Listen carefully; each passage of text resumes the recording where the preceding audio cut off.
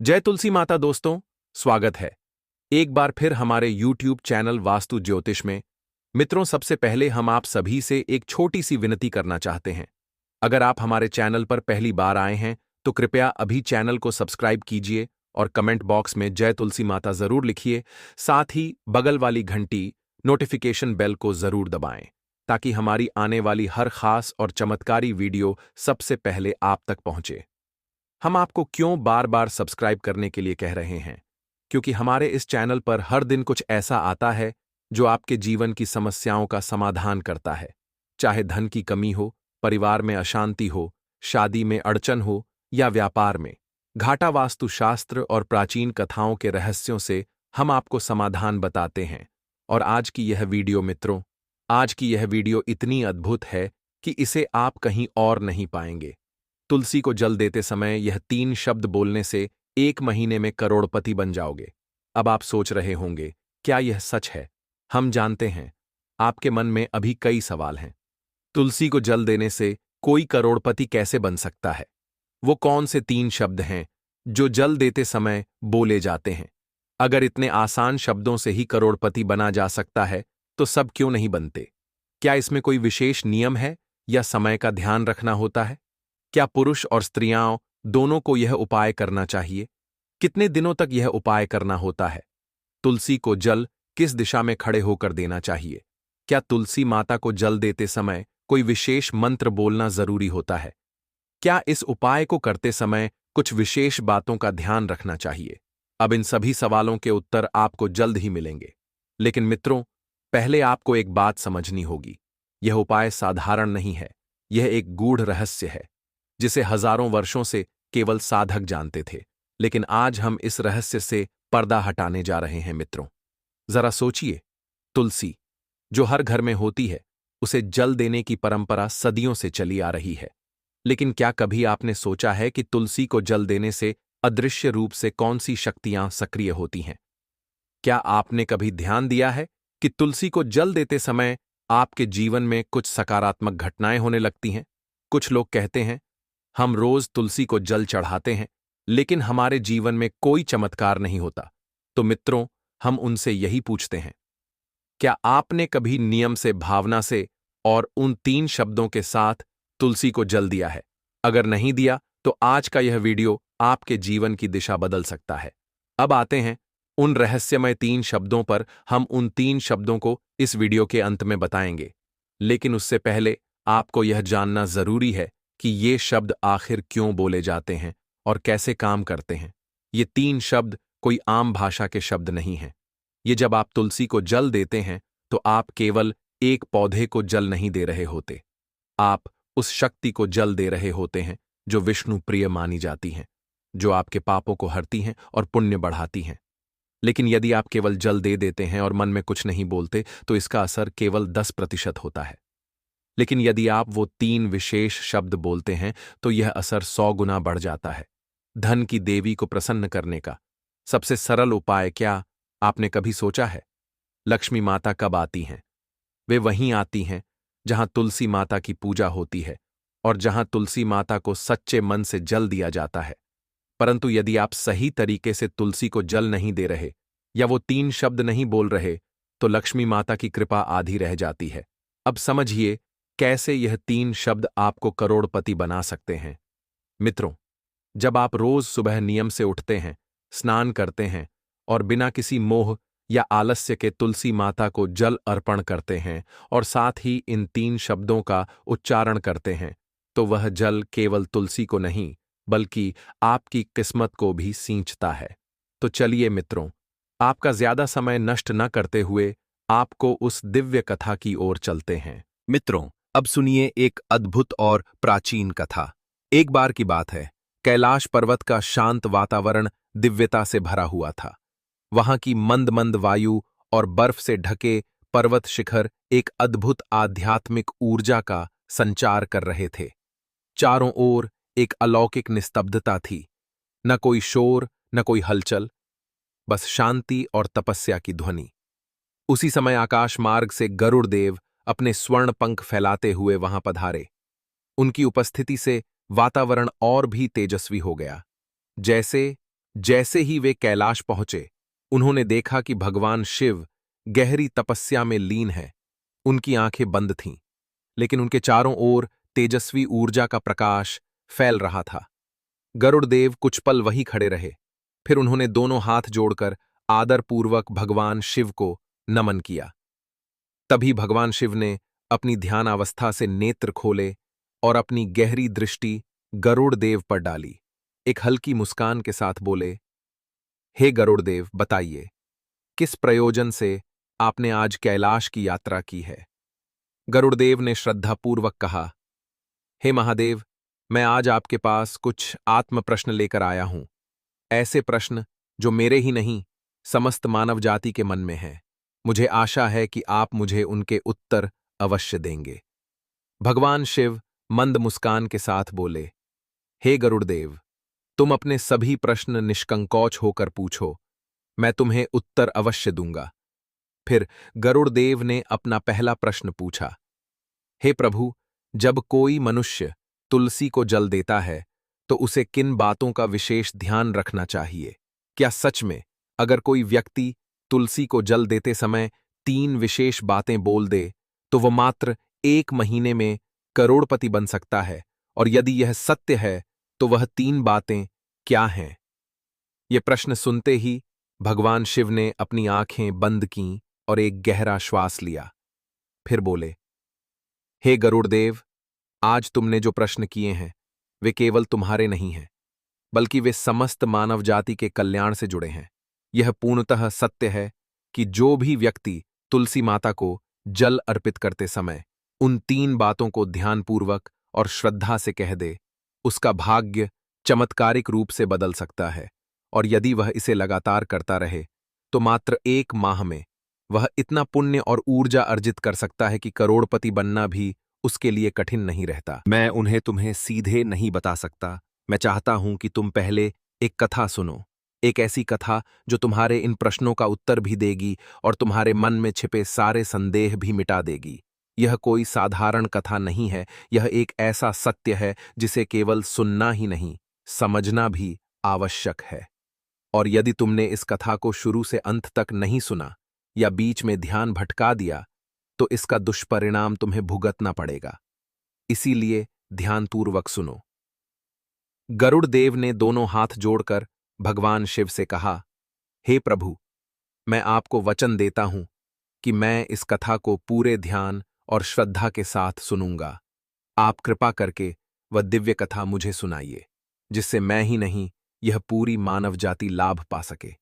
भगवान शिव ने मंद मुस्कान के साथ गरुड़देव की ओर देखा और बोले, तो सुनो गरुड़देव, उस निर्धन ब्राह्मण की कथा जिसने केवल 3 बातों का पालन करके न केवल अपना जीवन बदला बल्कि समाज को भी सिखाया कि धन और पुण्य केवल भाग्य से नहीं, श्रद्धा और नियम से मिलता है। तो अब सुनिए गरुड़देव और भगवान शिव के संवाद के बाद वह दिव्य कथा।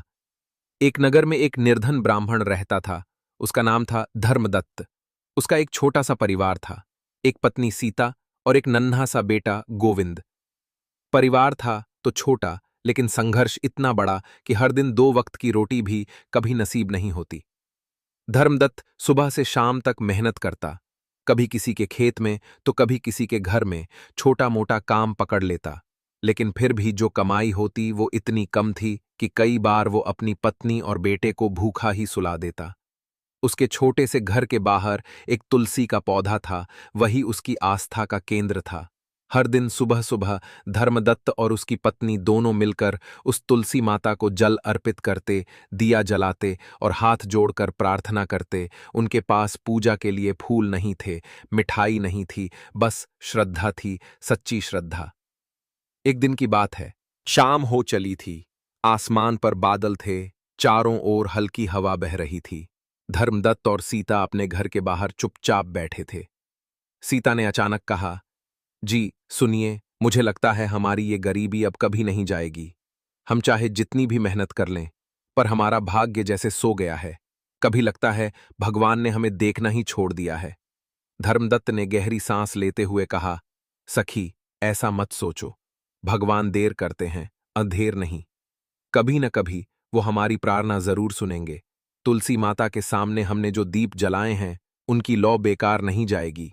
सीता बोली, अगर ऐसा है तो क्यों न तुम गांव के बाहर जो प्रसिद्ध संत रहते हैं उनके पास जाओ। मैंने सुना है कि जो भी उनके पास जाता है उसे कोई न कोई उपाय जरूर मिलता है। कई लोग कहते हैं कि वो किसी साधारण मनुष्य नहीं बल्कि तपस्वी और सिद्ध महापुरुष हैं। क्या पता वे हमें भी कुछ रास्ता दिखा दें। धर्मदत्त को ये बात ठीक लगी। अगले ही दिन सुबह सुबह सूरज की पहली किरण के साथ वो संत जी के आश्रम की ओर चल पड़ा। उसका मन थोड़ा घबराया हुआ था, लेकिन साथ ही भीतर एक आस थी, उम्मीद थी। जब वो आश्रम पहुंचा तो वहां का दृश्य ही कुछ और था। हरियाली से घिरा हुआ शांत वातावरण, चारों तरफ हरे भरे पेड़ थे। आश्रम के एक कोने में एक विशाल तुलसी वृक्ष था। ऐसा तुलसी का पौधा उसने पहले कभी नहीं देखा था। तुलसी के आसपास घंटियों की मधुर ध्वनि थी और धूप दीप की खुशबू पूरे वातावरण में फैली हुई थी। वहीं एक छोटी सी झोपड़ी थी जिसके सामने एक वृद्ध संत जी कंबल ओढ़े बैठे थे। उनके चेहरे पर तेज था, आंखों में गहराई थी और ललाट पर चमकती हुई बिंदी उनके तपस्वी स्वरूप को दर्शा रही थी। धर्मदत्त कुछ नहीं बोला। वो चुपचाप जाकर एक पेड़ के नीचे बैठ गया और वहीं से संत जी को निहारने लगा। उसे ऐसा प्रतीत हुआ कि वो किसी और ही लोक में आ गया है, जैसे वहां की हवा में भी समाधान घुला हुआ है। संत जी की आंखें धीरे धीरे खुलीं। उन्होंने सामने बैठे धर्मदत्त को देखा और मंद मुस्कान के साथ कहा, आओ वत्स, मैं जानता हूं कि तुम किस चिंता में डूबे हुए हो। तुम्हारे मुख पर लिखी हुई पीड़ा मुझसे छुपी नहीं है। बोलो, क्या समस्या है? धर्मदत्त ने हाथ जोड़कर कहा, हे संतजन, मैं अत्यंत गरीब हूं। मेरा परिवार रोज भूखा सोता है। मैं ईमानदारी से मेहनत करता हूं, पर फिर भी घर में अन्न नहीं टिकता। मैं जानना चाहता हूं कि मेरा भाग्य क्यों इतना सोया हुआ है। क्या कोई उपाय है जिससे मेरी गरीबी दूर हो सके? क्या कोई ऐसा मंत्र, कोई ऐसा मार्ग है जिससे मेरी किस्मत बदल सके? संत जी ने मुस्कुराकर कहा, वत्स, तुम्हारा प्रश्न साधारण नहीं है। तुम जिस मार्ग की तलाश कर रहे हो वो तुम्हारे घर के बाहर ही है, तुलसी माता के चरणों में। लेकिन उस तुलसी को जल देते समय जो 3 बातें तुम नहीं जानते वही तुम्हारी दरिद्रता का कारण है। धर्मदत्त चौंक गया। 3 बातें? कौन सी बातें? संत जी बोले, वत्स, मैं तुम्हें वो 3 बातें अभी नहीं बताऊंगा। उससे पहले मैं तुम्हें एक और कथा सुनाऊंगा। एक ऐसी कथा जो तुम्हारे सवालों का उत्तर भी है और समाधान भी। यदि तुम इस कथा को पूरा नहीं सुनोगे तो उसका लाभ भी अधूरा रहेगा। इसलिए अपने मन को शांत करो और इस कथा को पूरे श्रद्धा से सुनो। संत जी ने गहरी सांस ली। उनकी आंखें कुछ क्षणों के लिए बंद हो गईं। फिर वे बोले, वत्स, सुनो, यह कथा एक ऐसे व्यक्ति की है जो तुमसे भी अधिक निर्धन था, लेकिन उसने अपने जीवन में जो सीखा वो आज मैं तुम्हें बताने जा रहा हूं। बहुत समय पहले एक गांव में अशोक नाम का एक व्यक्ति रहता था। उसका जीवन शुरू से ही कठिनाइयों से भरा हुआ था। माँ बाप बचपन में ही चल बसे। कोई भाई बहन नहीं था। वो अकेला था और निर्धनता उसके जीवन का स्थायी हिस्सा बन चुकी थी। अशोक दिन भर मेहनत करता, जंगल से लकड़ियां काटकर गांव में बेचता, कभी मजदूरी करता तो कभी कुएं से पानी भरता। फिर भी उसके पास इतना भी नहीं होता कि पेट भर सके। उसका फटा पुराना कपड़ा और टूटी हुई झोंपड़ी उसकी गरीबी की कहानी खुद कहती थी। गांव वाले उसे दया की दृष्टि से देखते थे। कुछ लोग कहते कर्म का फल है, कुछ कहते इसका भाग्य ही फूटा हुआ है। लेकिन कोई यह नहीं समझ पाया कि अशोक की दरिद्रता केवल उसके कर्मों का नहीं बल्कि उसकी अज्ञानता का भी परिणाम थी। अशोक हर रोज एक ही बात सोचता, आखिर मेरे साथ ही ऐसा क्यों? क्यों मेरे हाथ से पैसा टिकता नहीं? क्यों मैं जितना भी कमाता हूं सब अगले ही दिन चला जाता है? उसकी झोपड़ी के बाहर एक सूखी जमीन थी जहां कुछ भी नहीं उगता था, लेकिन फिर भी वो हर सुबह सूरज को प्रणाम करता, अपने 2 सूखे रोटियों में से आधा गाय को देता और बाकी खुद खाता। एक दिन गांव में एक साधु आए। उनकी आंखें तेजस्वी थीं और वाणी में शांति थी। वे गांव वालों को उपदेश दे रहे थे कि धन केवल मेहनत से नहीं, सही दिशा और सद्बुद्धि से आता है। अशोक वो सब सुन रहा था। वो उनके पास गया और हाथ जोड़कर बोला, महाराज, क्या मैं भी कभी इस दरिद्रता से मुक्त हो सकता हूं? क्या मेरी झोपड़ी कभी अन्न से भरी होगी? क्या मैं भी कभी कुछ बचाकर रख सकूंगा, या जीवन भर यही चलता रहेगा? साधु ने उसकी आंखों में देखा और बोले, वत्स, दरिद्रता केवल बाहर की नहीं होती, वो भीतर की सोच से शुरू होती है।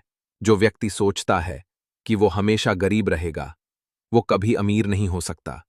तुम्हारे जीवन में कमी धन की नहीं, समझ की है। तुमने अभी तक उन रास्तों को नहीं पहचाना जो तुम्हें समृद्धि तक ले जा सकते हैं। तुम अपना जीवन केवल रोटी जुटाने में बिता रहे हो, परंतु यह नहीं समझ पा रहे कि भाग्य बदलने के लिए दिशा भी बदलनी पड़ती है। अन्न तो एक दिन सड़ जाएगा, लेकिन ज्ञान अगर एक बार मिल जाए तो जीवन भर का सहारा बनता है। अशोक साधु के इन शब्दों को सुनकर कई दिन तक सोचता रहा। धीरे धीरे उसने अपने व्यवहार में बदलाव लाना शुरू किया। वह अब सिर्फ कमाने पर नहीं, देने पर भी ध्यान देने लगा। जहां पहले वह सिर्फ रोटी जुटाने में व्यस्त रहता, अब वह गांव के मंदिर में सफाई भी करता, प्यासों को पानी भी पिलाता। फिर एक दिन गांव में एक सेठ आया, जिसे मजदूरी के लिए एक सच्चे और मेहनती आदमी की तलाश थी। गांव वालों ने अशोक की सिफारिश की। अशोक ने वो काम पूरी ईमानदारी से किया। सेठ उस पर इतना प्रसन्न हुआ कि उसे स्थायी रूप से अपने व्यापार में लगा लिया। धीरे धीरे अशोक की झोपड़ी पक्के घर में बदल गई। उसके घर में अन्न, वस्त्र और पैसा सब आने लगा। लेकिन सबसे बड़ी बात यह थी कि अशोक की सोच बदल गई थी। वह अब भी सादा जीवन जीता था, लेकिन संतोष और सेवा की भावना से भरपूर था। संत जी यह कथा सुनाते सुनाते शांत हो गए। उन्होंने एक पल आंखें बंद कीं और फिर धीरे से अपनी दृष्टि धर्मदत्त की ओर उठाई। संत जी कथा समाप्त करते हुए धर्मदत्त की ओर देखते हूं। संत जी ने शांत स्वर में कहा, वत्स धर्मदत्त, अब समय आ गया है कि मैं तुम्हें वे 3 बातें बताऊं जो अगर कोई मनुष्य तुलसी माता को जल देते समय श्रद्धा से बोले तो उसकी दरिद्रता, दुख और अभाव 1 महीने में समाप्त हो जाते हैं। ये 3 बातें कोई तंत्र नहीं, कोई चमत्कार नहीं, बल्कि ऐसी दिव्य वाणी है जो आत्मा को धन, सुख और समृद्धि के द्वार तक पहुंचा सकती हैं। फिर संत जी ने कहा, पहली बात, जब भी तुलसी को जल दो तो कहो, हे लक्ष्मी निवासिनी तुलसी माता, मेरे जीवन से दरिद्रता को दूर करो। दूसरी बात फिर कहो, हे पवित्र तुलसी, जैसे तुम्हारे चरणों में भगवान विष्णु वास करते हैं, वैसे ही मेरे घर में सुख और वैभव का वास हो। तीसरी बात, अंत में कहो, हे धन की अधिष्ठात्री, हे पुण्यदायिनी तुलसी माता, मुझे सत्कर्मों का मार्ग दिखाओ और मेरा भाग्य जगा दो। इन 3 वचनों को अगर श्रद्धा और नियमितता से बोला जाए तो वह शक्ति पैदा होती है जो किसी भी मनुष्य को गरीबी से उठाकर राजसी वैभव में पहुंचा सकती है। धर्मदत्त ने सिर झुकाकर संत जी को प्रणाम किया और उनके बताए गए 3 वचनों को अपने हृदय में बसा लिया। वह आश्रम से लौटकर अपने घर गया। अगली सुबह उसने तुलसी माता को स्नान कराया, दीप जलाया और वैसा ही किया जैसा संत जी ने कहा था। हर दिन श्रद्धा से, हर सुबह पूरे विश्वास के साथ, और फिर 1 सप्ताह के भीतर उसे अपने पुराने एक परिचित ने अचानक जमीन बेचने का प्रस्ताव दिया, जो बाद में कई गुना दाम में बिक गई। फिर एक व्यापारी उसके पास आया और उसके हाथ से बनी कुछ वस्तुएं खरीदने लगा। फिर उसका बेटा एक विद्वान से जुड़ गया, जिसने उसे शिक्षा और नौकरी दिलाई। देखते ही देखते केवल एक माता, धर्मदत्त के घर में अन्न, वस्त्र, धन और वैभव चारों ओर से आ गया।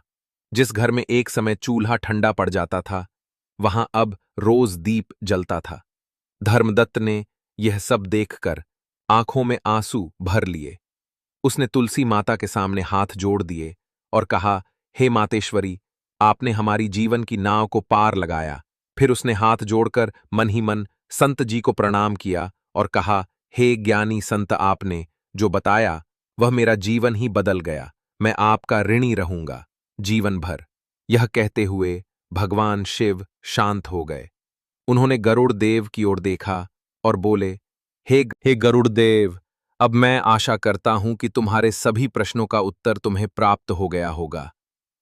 गरुड़देव ने विनम्रता से हाथ जोड़कर कहा, हे प्रभु, मुझे मेरे सभी प्रश्नों के उत्तर मिल चुके हैं और जो भी मनुष्य इस दिव्य कथा को सुन रहा था, उसे भी आज ज्ञान की वह रोशनी मिली होगी जो जीवन बदल सकती है। अब मुझे पूर्ण विश्वास है, जो भी भक्त तुलसी माता को जल अर्पण करते समय इन 3 वचनों को श्रद्धा से बोलेगा, उसके जीवन से दरिद्रता सदा के लिए दूर हो जाएगी, धन सुख और संपत्ति कभी भी उसके जीवन से दूर नहीं होंगे। मित्रों, अगर आपको यह कथा और ज्ञानवर्धक वीडियो पसंद आई हो, तो हमारे चैनल वास्तु ज्योतिष को अभी सब्सक्राइब कर लीजिए, क्योंकि हम यहाँ वास्तुशास्त्र, दिव्य उपाय और प्राचीन कथाओं से जुड़ी वीडियो रोज लेकर आते हैं, जो आपके जीवन में सुख, शांति और समृद्धि ला सकती हैं।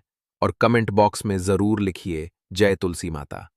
फिर मिलें एक नई कथा, एक नए रहस्य और एक नए समाधान के साथ।